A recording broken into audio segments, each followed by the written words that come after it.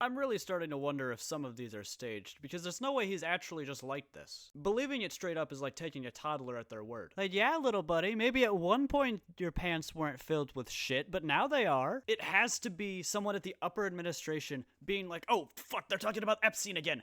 RFK, don't talk about the time you castrated a raccoon or some shit, I don't know. Because let's just go over the big claims, one by one, you know, play by play, frame by frame, alright? And mind you, these aren't claims that someone else is making, these are claims he himself is pulling up here, like full bare-chested balls flopping in the fucking wind. He's saying these about himself. Our first little plot device in our 3 stack of foolishness here is the time he admitted to having a brain-eating worm? Though to be entirely fair, it turns out it wasn't actually a brain-eating worm, it just absorbs the nutrients in his brain. So it's still intact, I guess. Could have fooled me considering some of the things he says. Granted, I can't make out half the things he says because he sounds like one of those door springs that used to have where it's like...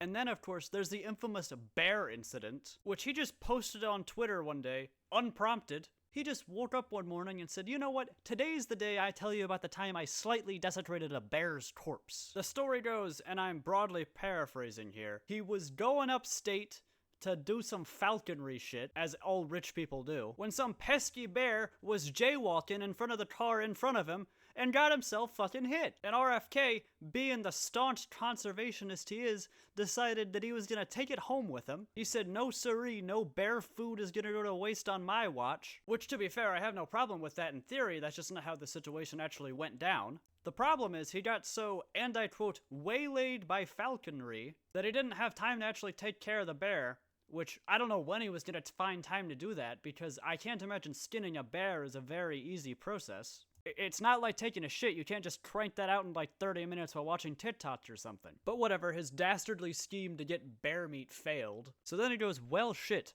there's a bear in my car, I gotta be at the airport soon, what do I do with this fucker? And then the little devil on his shoulder, who must have done a fucking keg stand right before this, said, ooh, I know, let's stage it like a bike accident in Central Park. Now, he kind of backtracks on this and is like, actually, it was the idea of a couple friends of mine who were drunk, and they thought it would be funny, so I just went with it. Now, personally, that sounds like a load of barnacles to me, but I wasn't there, I couldn't say. What I can say for sure is that this man just revealed even more lunacy as of like yesterday. According to this article I found, which is the New York Post, so it's about as reputable as like your geriatric grandmother, but supposedly all of these are excerpts from a book which is comprised of excerpts from his journal.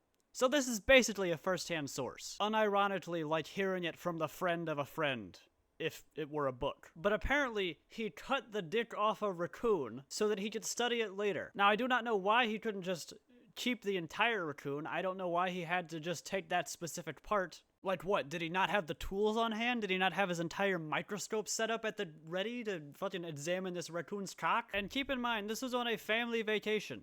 There were children present. Hell, for all I know, it could have just been some kind of fucked up rabbit's foot. But I'd like to point out this one specific quote. I was standing in front of my parked car on I-684, cutting the penis off of a road-killed raccoon, thinking about how weird some of my family members have turned out to be.